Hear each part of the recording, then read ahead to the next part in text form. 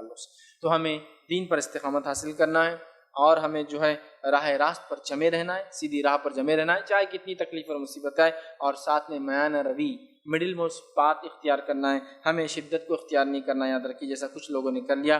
صحیح بخاری کی روایت ہے، نبی اکرم صلی اللہ علیہ وسلم فرماتے اور کہتے ہیں راہ راست پر رہو، میانہ روی اپناؤ اور خوش رکھو. بخاری کی روایت، راہ راست پر رہو، ٹھیک ہے. اس کے بعد فرما رہے ہیں میانہ روی اپناؤ، شدت نہیں.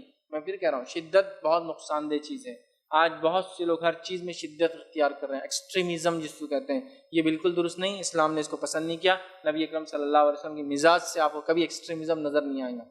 حتیٰ کہ اللہ کے رسول صلی اللہ علیہ وسلم کے زمانے میں مسجد نبوی ایک محترم جگہ ہے، مقدس جگہ ہے نا، حرم ہے.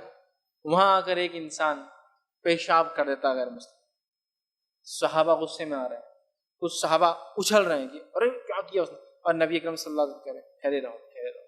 اس آدمی کو بلایا، وہ آیا، کہا مسجد اللہ کا گھر ہے، وہاں ایسا نہیں کرتے.